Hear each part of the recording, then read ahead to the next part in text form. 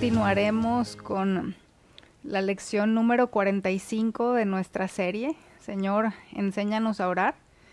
Y como seguimos dentro de la misma petición, el título sigue siendo "Y perdónanos nuestras deudas", como subtítulo, la confesión. Entonces, seguimos dentro de la primera parte de la quinta petición del llamado Padre Nuestro, que encontramos aquí en Mateo capítulo 6, versículo 12, que dice: "Y perdónanos nuestras deudas, como también nosotros hemos perdonado a nuestros deudores". Bueno, en las últimas dos lecciones vimos que el perdón de Dios es la cancelación de una deuda impagable, la absolución de la condena bajo la que todos los seres humanos estamos, la limpieza de los pecados y la liberación de la culpa. Y hay dos aspectos del perdón de Dios para los seres humanos que es importante que ubiquemos con claridad. El primero de ellos es el perdón para salvación, ¿sí? Al que uno de los comentaristas bíblicos que leí se refirió como el perdón judicial, ¿sí? Entonces, por esa razón, tiene usted aquí en pantalla ambas maneras de decirlo, ¿sí? El perdón para salvación, que es lo mismo que el perdón judicial. Y bueno, es el perdón concedido por Dios actuando como juez. Se refiere al perdón de la pena de los pecados que recibe la persona al creer en el Señor Jesucristo. Pero, pues bueno, esto es por un lado, ¿verdad? Ese perdón para salvación, o lo que es lo mismo, el perdón judicial, que tiene que ver con ese perdón de parte de Dios como juez de nuestros pecados, y que recibimos cuando ponemos nuestra confianza en Cristo para ser perdonados y para ser salvados. Pero por el otro lado, ¿qué de los pecados que se cometen después de la conversión? Es decir, ¿qué de los pecados que cometemos cuando ya hemos sido salvados, cuando ya hemos sido adoptados como hijos de Dios? Acabamos de mencionar que en lo que respecta a la pena, a la condena, el precio ha sido ya pagado por el Señor Jesús en la cruz del Calvario. Así que quienes han creído, pues ya no hay condenación para ellos, ¿verdad? Es lo que nos dice la Escritura. Pero por lo que respecta a la comunión en la familia de Dios, el creyente que ha pecado necesita el perdón de su Padre Celestial. Y este mismo comentarista bíblico que le mencionaba anteriormente le llama a este perdón para restaurar la comunión el perdón paternal, ¿sí?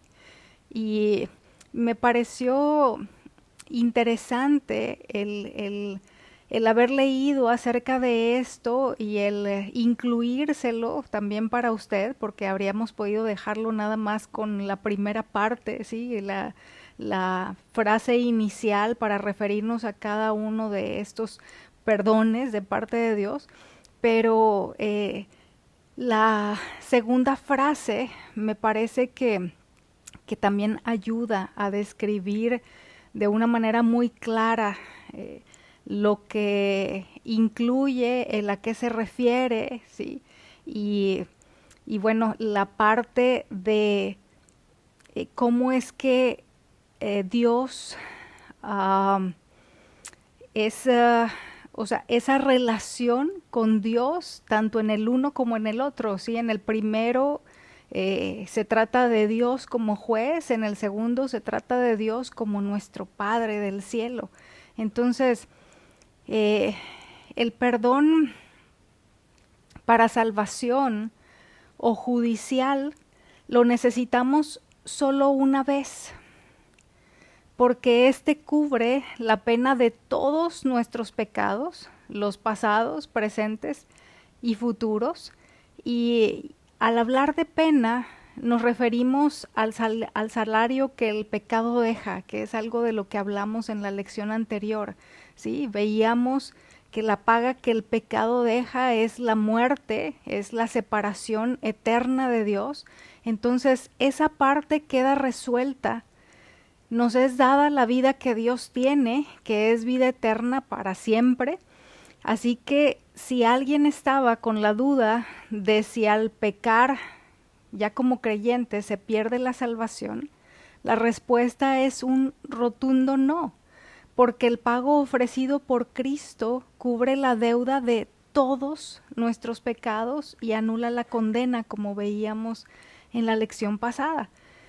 Pero necesitamos el perdón de nuestro Padre Celestial a lo largo de toda nuestra vida cristiana para mantenernos en comunión con Él, ¿sí?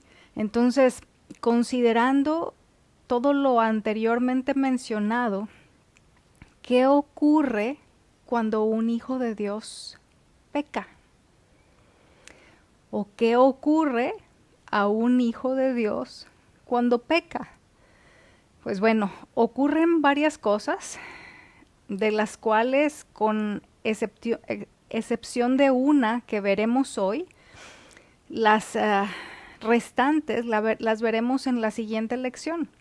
Lo que alcanzaremos a ver hoy es que cuando un hijo de Dios peca, no ocurre pérdida de salvación, pero sí pérdida de comunión, ¿sí?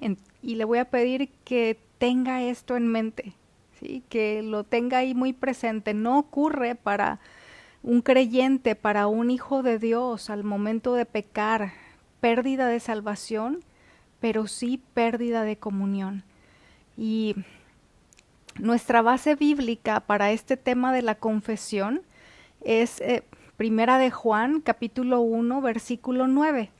Pero antes de llegar ahí, hermanos, es importante que ubiquemos el contexto de este versículo. Así que le voy a pedir que ponga toda su atención para que no se pierda en el recorrido que haremos hasta llegar al versículo 9. El apóstol Juan inicia su carta testificando acerca de Jesucristo, a quien en los versículos 1 y 2 llama el verbo de vida y la vida eterna que estaba con el Padre. El apóstol testifica acerca de aquel al que tanto él como los demás apóstoles oyeron, vieron y palparon. Y en el versículo 3 dice la razón por la cual está dando este testimonio. Juan 1:3 nos dice: lo que hemos visto y oído les proclamamos también a ustedes, para que también ustedes tengan comunión con nosotros. En verdad, nuestra comunión es con el Padre y con su Hijo. ¿Sí? Está diciéndonos aquí que el propósito de dar testimonio acerca de las cosas mencionadas anteriormente es para que tengamos comunión, ¿sí?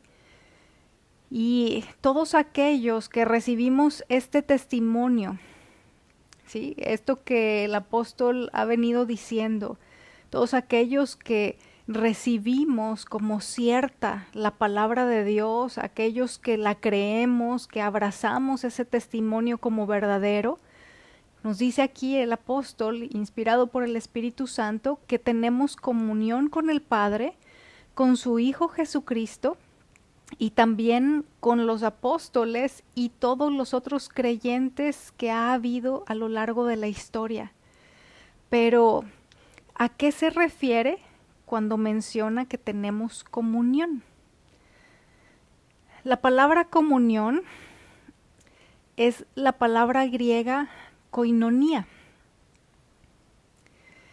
y significa relación dentro de la cual dos partes tienen alguna cosa en común, también compañerismo, asociación y participación de o participación en. Esa comunión con Dios inicia cuando nacemos de nuevo, hermanos. ¿Sí? El principio de la comunión con Dios es en el momento en el que somos perdonados de nuestros pecados, somos salvados, nacemos de arriba, cuando por la obra del Espíritu Santo somos renacidos por la palabra y por el mismo Espíritu, y ahí es cuando inicia esa comunión con Dios, cuando somos hechos partícipes de su vida, cuando su vida es depositada en nosotros, cuando su vida nos es comunicada. A partir de ese momento tenemos en común con Cristo su vida misma, ¿sí? Veíamos aquí en el significado de la palabra comunión que es una relación dentro de la cual dos partes tienen alguna cosa en común. Entonces, lo que nosotros tenemos en común con Cristo, lo que nos lleva a tener comunión con Él, es su vida misma, hermanos. En Juan, en el capítulo 15, usted recordará, el Señor Jesús está enseñando a los discípulos haciendo uso de un símil, ¿sí?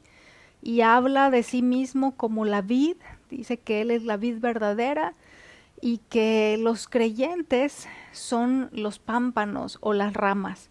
Entonces, el Señor ilustra una verdad a través de este ejemplo que utiliza, mencionando que Él como la planta y los creyentes como las ramas son alimentados, son nutridos por la vida suya que fluye, ¿sí? Que fluye desde Él hacia esas ramas que somos los creyentes.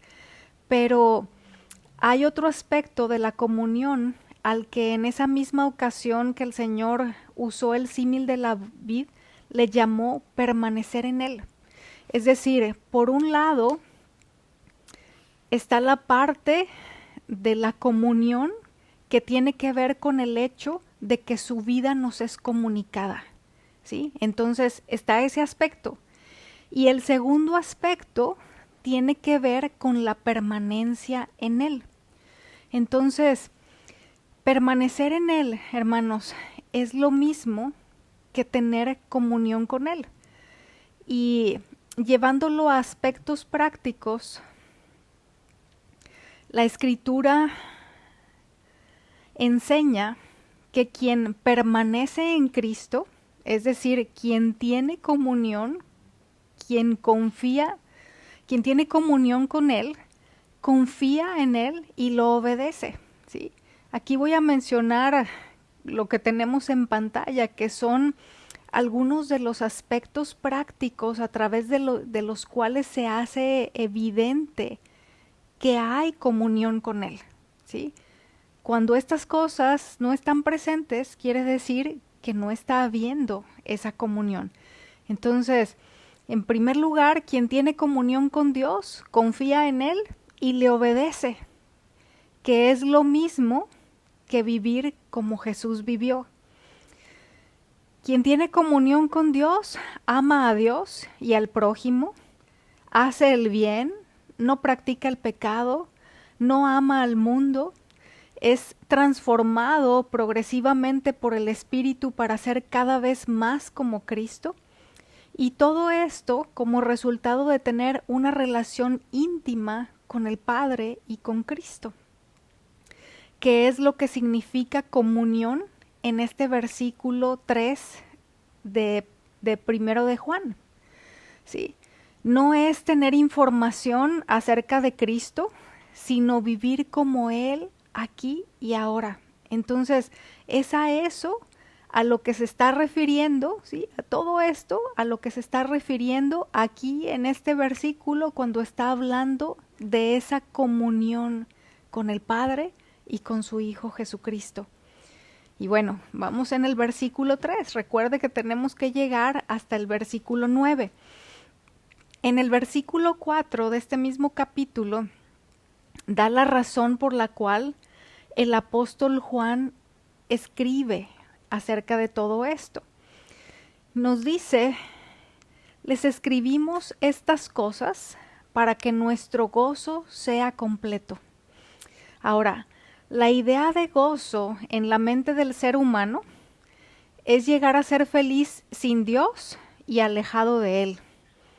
Y mire, el hijo pródigo de la parábola puede reflejar esa engañosa idea de que yendo lejos del Padre y viviendo en independencia de Él, se podrá encontrar gozo. Es un claro ejemplo de ese engaño que a veces compramos, ¿verdad? Que el mundo vende y que en ocasiones nos creemos. Pero el verdadero gozo no depende de las circunstancias, sino de tener una relación apropiada con el Señor, hermanos. El gozo está profundamente relacionado con la experiencia de salvación, que incluye el perdón y la liberación del pecado, y también el ser rescatado del camino de perdición, así como la reconciliación con Dios. A partir del versículo 5, ¿sí?, y hasta el capítulo 2, versículo 2, el apóstol instruye acerca de los requisitos para mantener la comunión. ¿Sí? Entonces, no lo pierda de vista. A partir del siguiente versículo y hasta el capítulo 2, versículo 2, es acerca de los requisitos para mantener la comunión que el apóstol está hablando. En el versículo 5 dice que Dios es luz y que no hay ningunas tinieblas en él, refiriéndose a que Dios es absolutamente santo, justo y puro, y que no puede mirar con favor a ninguna forma de pecado. El versículo 6 dice que para que alguien pueda tener comunión con Dios, no puede, o no debe, mejor dicho, no debe ocultar el pecado. Que debemos andar en luz como Él está en luz, lo cual es haber sido limpiado del pecado, vivir conforme a su enseñanza y a la moral que Dios ha establecido para mantener una comunión con Él. Dios se ha revelado, hermanos, con el propósito de impartir a los seres humanos su vida, ¿sí? El deseo de Dios, nos dice la Escritura, es que ninguno perezca, es decir, que ninguno permanezca separado de Él por la eternidad. Su deseo es que podamos experimentar, podamos recibir, que nos sea impartida su vida, pero no solo su vida. Su deseo es también impartir su luz, para que el carácter de cada creyente sea congruente con la naturaleza de Él. Su luz es una referencia a su palabra y bueno, el deseo de Dios al impartir, al comunicarnos acerca de esto es que el carácter de cada creyente pueda ser cada vez más como el de Él y que pueda ser congruente con la naturaleza que Él ha depositado en nosotros, ¿sí?, con la vida suya. Y nadie puede tener comunión con Dios mientras vive aún en tinieblas. La luz es también una referencia a santidad y pureza, así como tinieblas es una manera de referirse al pecado. Mencionamos que cuando un creyente comete algún pecado, no pierde la salvación, pero sí la comunión con Dios y también la comunión con otros creyentes. Ahora, ¿qué podemos hacer para retomarla? Y así es como llegamos al versículo 9 de este capítulo 1 de la primera carta del apóstol Juan, que dice: si confesamos nuestros pecados, Él es fiel y justo para perdonarnos los pecados y para limpiarnos de toda maldad. ¿Y qué es la confesión de pecados? Si en el versículo anterior vimos que para poder retomar esa comunión con Dios y con otros creyentes, se requiere que confesemos nuestros pecados para ser perdonados y limpiados. ¿Qué es la confesión? Pues bueno, en primer lugar le diré que no es ir con un sacerdote y decir algo de los pecados que se cometieron, y subrayo la palabra algo porque la realidad es que aún a la hora de ir con el sacerdote nunca se dice todo aquello que se hizo mal. Y al hablar de que no se trata de ir con el sacerdote esperando que indique una penitencia, ¿verdad? Cierta cantidad de rezos para supuestamente recibir el perdón, hermanos, esto no es confesión de pecados. No tiene nada que ver con esto. Según el diccionario de la Real Academia de la Lengua Española, confesión significa reconocer y declarar, obligada por la fuerza de la razón o por otro motivo, lo que sin ello no reconocería ni declararía. ¿Sí? Ahora, esta es la definición del diccionario de la lengua, pero vamos a ver ahora la definición bíblica y usted se va a dar cuenta de que es muy distinta. Confesión o confesión de pecado viene de una palabra griega que es homologieo, que de manera literal significa hablar la misma cosa. Es una palabra yuxtapuesta, es decir, una palabra formada por dos. La primera es homos, que significa mismo, y la segunda es lego, que significa hablar.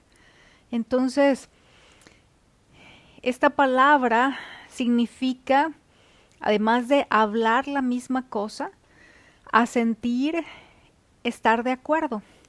Y en el versículo 9 que leímos, denota confesar en el sentido de admitir la propia culpa de la que se ha sido acusado, resultado de la convicción interna. ¿Sí? Y confesar es una palabra que equivale, como veíamos, literalmente a decir o hablar lo mismo. Es decir, el que confiesa dice acerca del pecado lo mismo que Dios dice. Es a esto a lo que se refiere. Al hablar de decir lo mismo, como significado de la palabra confesión, es decir lo mismo que quién. Bueno, en este caso es decir lo mismo que Dios dice acerca del pecado.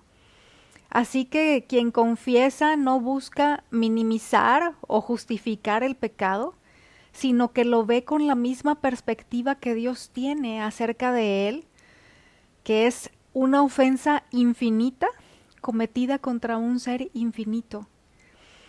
El pecado, hermanos, no es simplemente hacer algo malo, sino que es rebelión contra Dios, a cuya imagen fuimos creados. Él nos hizo como portadores de su imagen con el fin de glorificarle, ¿sí? Con el propósito de que demos a conocer cómo es Él, que es lo mismo que glorificarle. Es por eso que el apóstol Pablo describe el pecado en Romanos capítulo 3, versículo 23, como falta a la gloria de Dios. Es decir, que el pecado es un impedimento para que reflejemos quién y cómo es Dios. Y el pecado es también la adoración de sí mismo o la autoadoración, es traición y rebelión contra el único soberano del universo y el rechazo de Dios como Dios. Entonces, cuando estamos hablando de que confesión es hablar lo mismo que Dios dice con relación al pecado, es el hecho de que desde nuestra perspectiva sea ese alinearnos con la perspectiva de Dios, viendo y declarando lo mismo que Dios dice acerca del pecado.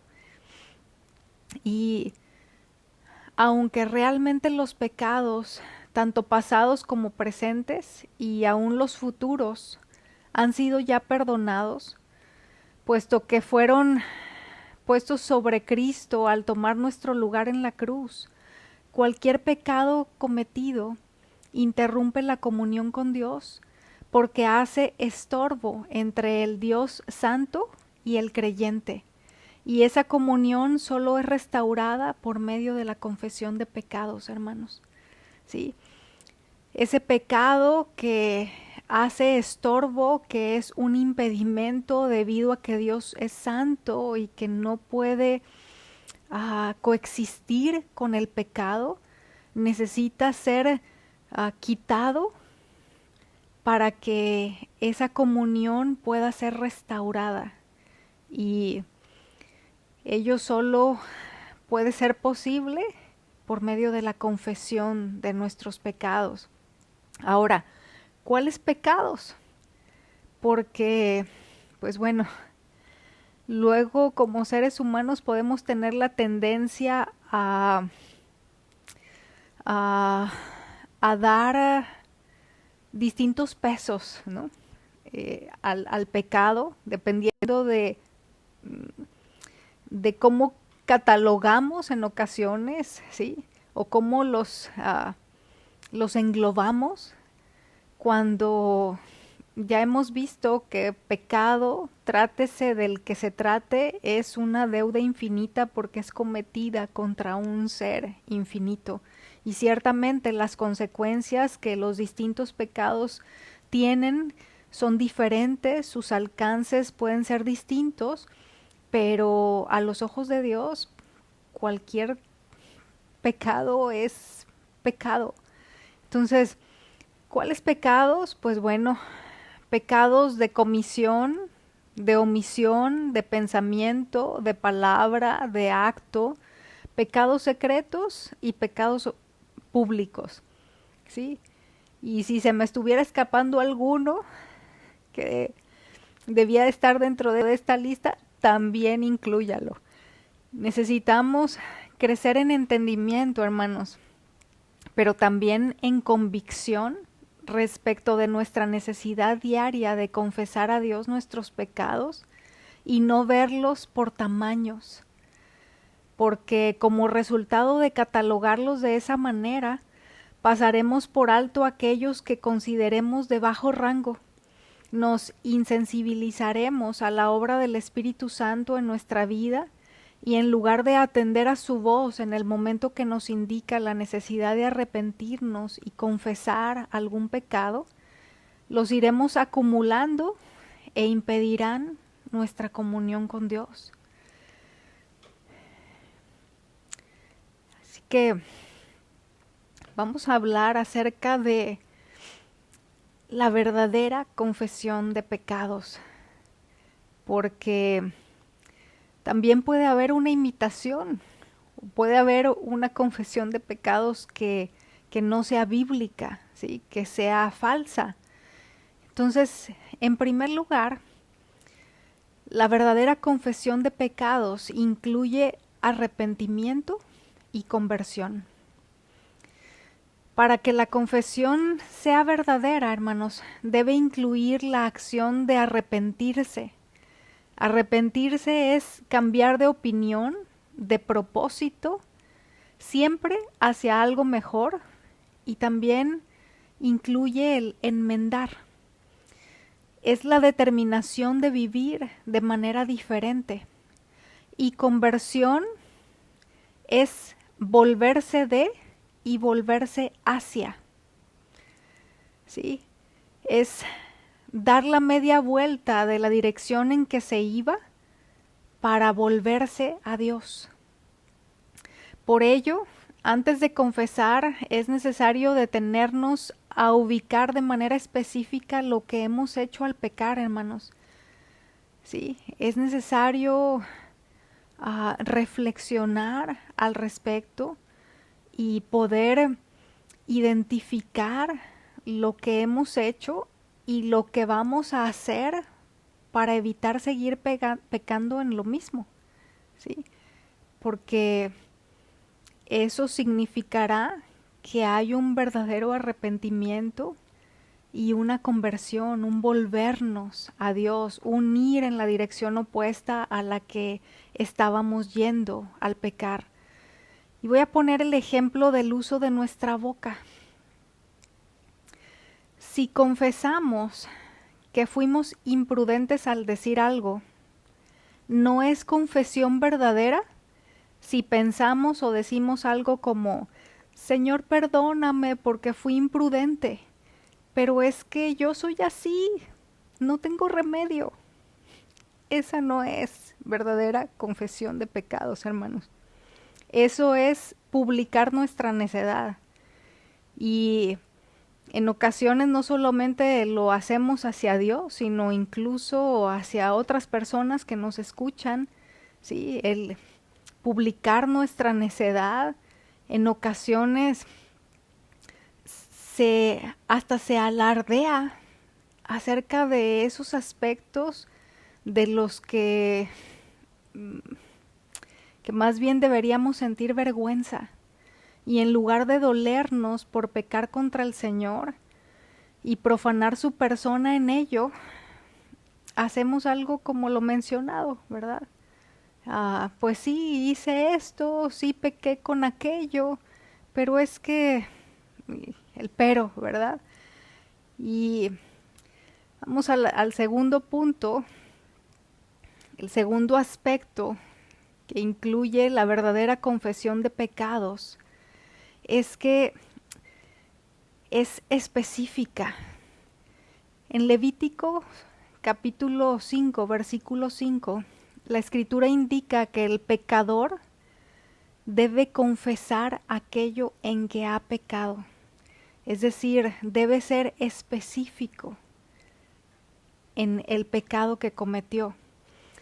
Ahora, no está hablando de dar todos los detalles, hermanos, pero sí de ser lo suficientemente específicos para aclarar la naturaleza del pecado. Por esta razón no debemos hacer del Padre Nuestro un rezo en el que solamente repitamos y perdónanos nuestras deudas, como también nosotros hemos perdonado a nuestros deudores, ¿sí? ¿Por qué razón? Porque ahí no estamos siendo para nada específicos. O sea, solamente estamos repitiendo esas frases, pero no estamos diciendo en qué es en lo que pecamos. No estamos confesando en realidad nuestro pecado al Señor. Entonces, vamos a ver un ejemplo bíblico acerca de esto en la oración o en una de las oraciones que tenemos registradas en la escritura del profeta Daniel, que se encuentra en Daniel capítulo 9, a partir del versículo 4. Dice, oré al Señor mi Dios e hice confesión y dije, ay Señor, el Dios grande y temible, que guarda el pacto y la misericordia para los que lo aman y guardan sus mandamientos. Hemos pecado, hemos cometido iniquidad, hemos hecho lo malo, nos hemos rebelado y nos hemos apartado de tus mandamientos y de tus ordenanzas. No hemos escuchado a tus siervos los profetas, que hablaron en tu nombre a nuestros reyes, a nuestros príncipes, a nuestros padres y a todo el pueblo de la tierra. Eso, hermanos, es ser específico, poniendo nombre a los pecados y no dejándolo así como algo superficial, ¿verdad? Como algo que en lo que pasamos nada más por encimita, sino es confesar a Dios de manera específica aquello en lo que le faltamos. En tercer lugar, la verdadera confesión de pecados incluye los motivos. ¿Sí? Las acciones pecaminosas, hermanos, muchas veces no solo son solo el síntoma de algo más profundo. ¿Sí? Muchas veces el pecado que cometimos es algo que sale a la superficie, pero que se origina en algo que no se ve, ¿sí? En algo que está en nuestro interior. Y recordemos que Dios no se queda con lo que se ve en lo externo. El Señor se va al corazón, a ese cuarto de control de nuestra alma que define las palabras y las acciones que salen. Y bueno, algunos ejemplos acerca de esto. Si fui imprudente en el hablar, lo que dije fue solo debido a que no me detuve a pensar antes de hablar, o tenía toda la intención de hacer sentir mal. Sí, es distinto, ¿verdad? Es distinto cuando dije algo de manera imprudente porque hablé sin pensar, a cuando lo hice porque tenía toda la intención de lastimar. Entonces, la verdadera confesión de pecados, hermanos, incluye la motivación por la cual hacemos las cosas. Si decimos algo malo de alguien, ¿cuál es la razón? ¿Sí? ¿Es por celos? ¿Es por envidia? ¿Es porque estamos enojados con esa persona? Ahora, ¿por qué reaccionamos de mala manera ante lo que alguien hizo en lugar de no reaccionar? ¿Sí? No es el solo hecho de haber reaccionado, sino a qué se debe. ¿Sí? ¿Qué fue lo que me llevó a tener esa reacción mala? ¿Fue mi orgullo?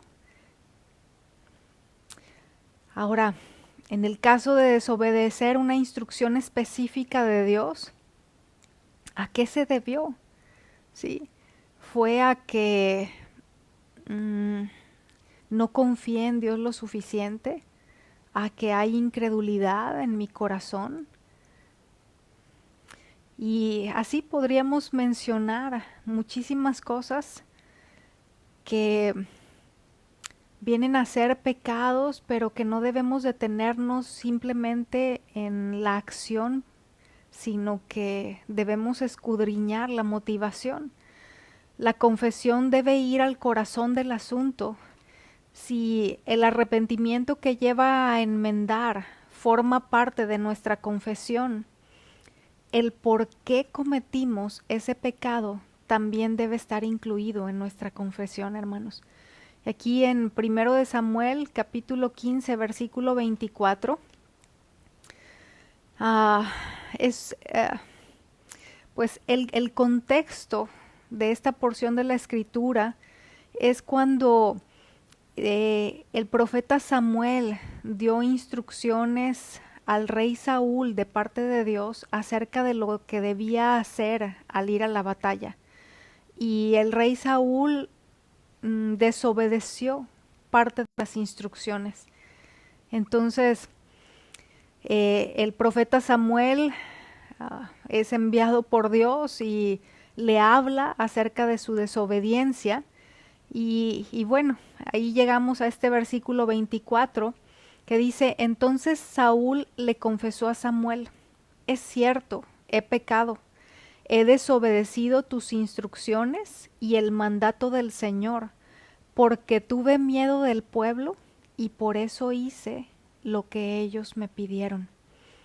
Pues bueno, si usted conoce la historia, ubicará o recordará que en realidad el rey Saúl nunca se arrepintió, ¿verdad? Aquí dice que confesó a Samuel: es cierto, he pecado, pero la realidad es que no había un arrepentimiento verdadero en él. Sin embargo, para ponerlo a manera de ejemplo, en este versículo él da la razón por la cual desobedeció las instrucciones del profeta y el mandato de Dios. Y dice que es porque tuvo miedo del pueblo. No tuvo temor de Dios, no tenía el deseo de honrar al Señor por encima de todo, sino que el temor de las personas, el temor del hombre fue lo que lo definió.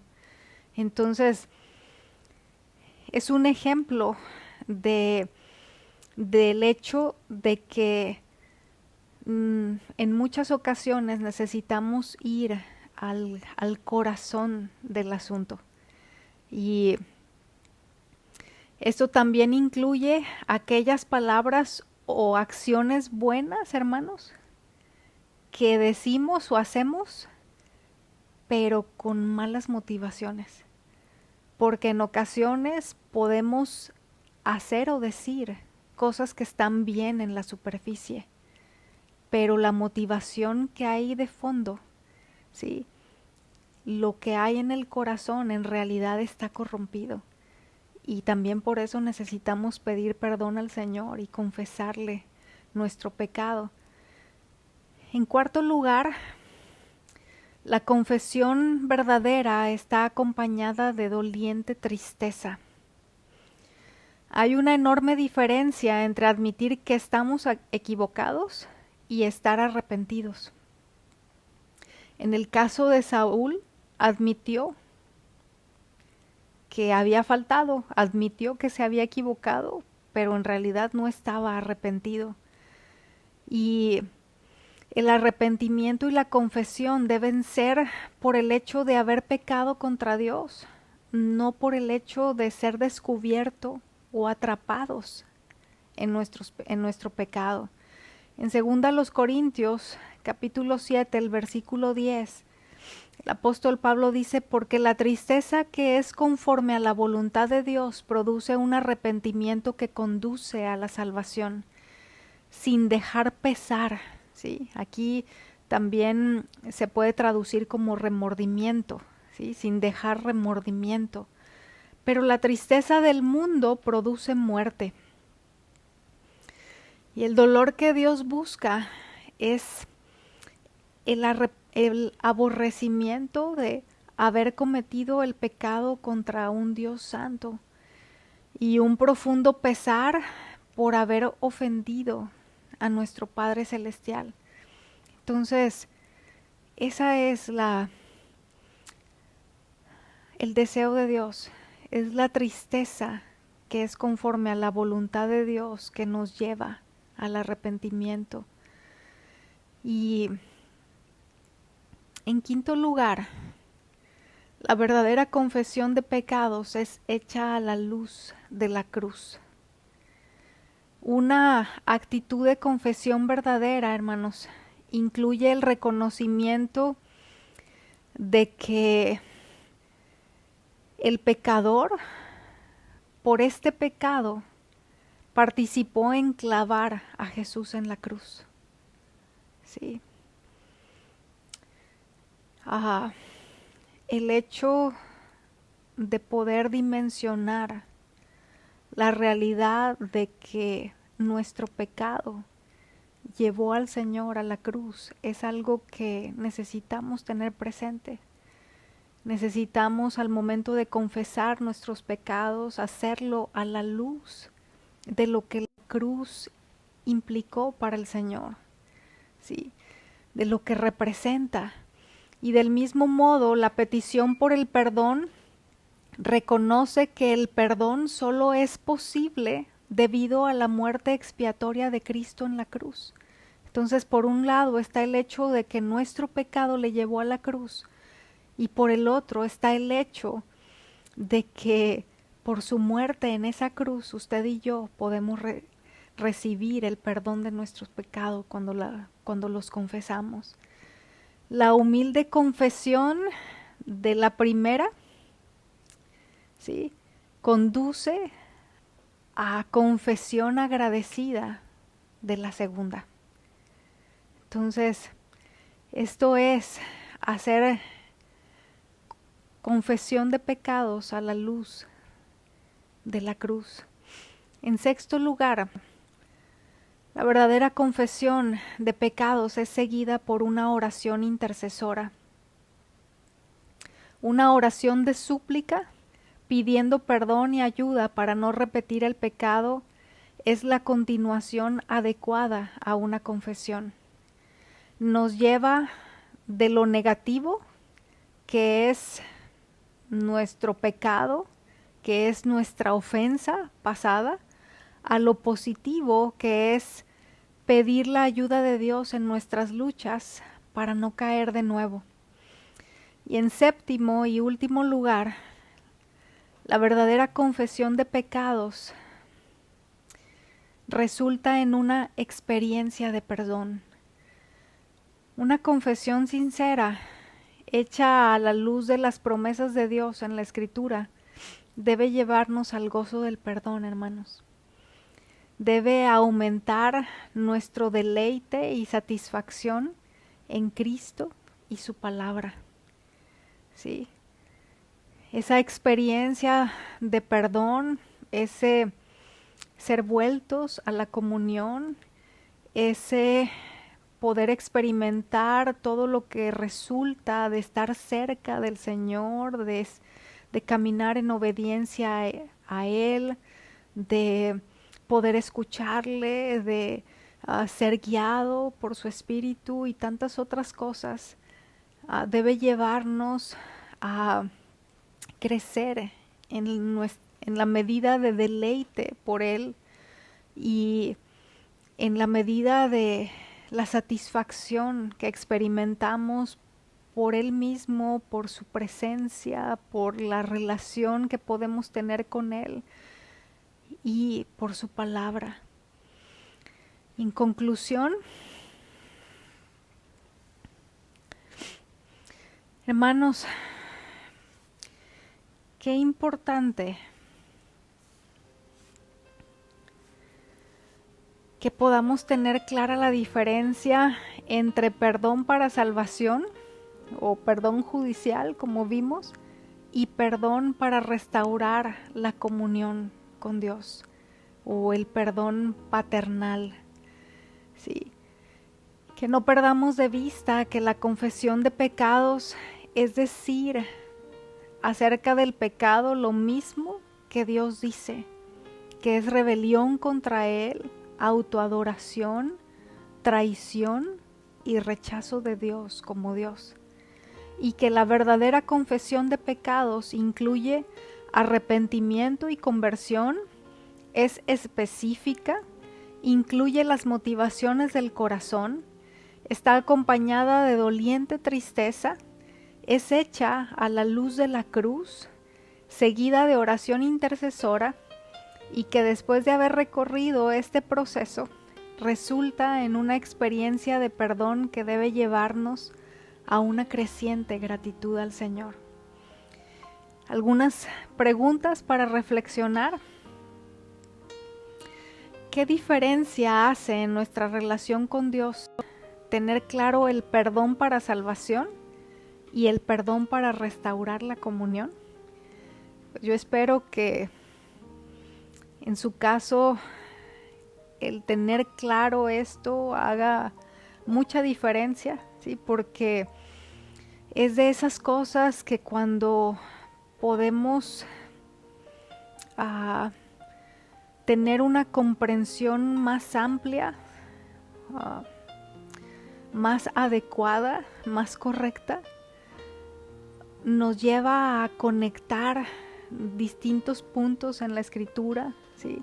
Distintas cosas que Dios nos enseña con esta luz que nos ayuda a poder ir llevando nuestra relación con Dios cada vez a un nivel más profundo. Y en nuestro caminar como creyentes, ¿hemos llevado a la práctica la confesión verdadera o solo una imitación? Una confesión falsa. Hermanos, revisemos si estamos deteniéndonos el tiempo necesario para arrepentirnos de corazón y corregir lo que hemos identificado con la ayuda del Espíritu Santo. Definamos las medidas a tomar para hacer uso del recurso de la confesión de nuestros pecados, para cuidar nuestra comunión con Dios y con nuestros hermanos en la fe, que es algo de lo que ya hablaremos más adelante. Y bueno, Oremos. Gracias, Señor. Gracias por tu provisión del perdón de nuestros pecados para salvación y también para restaurar nuestra comunión. Señor, cuán impresionante eres. Yo te ruego que toda esta instrucción baje de nuestro intelecto a nuestro corazón y lo selle. Que tu Espíritu Santo nos ayude a llevar la verdadera confesión a la práctica. Que te honremos en ello y podamos disfrutar de esa relación estrecha contigo que tanto necesitamos y anhelamos, Señor. En Cristo Jesús. Amén.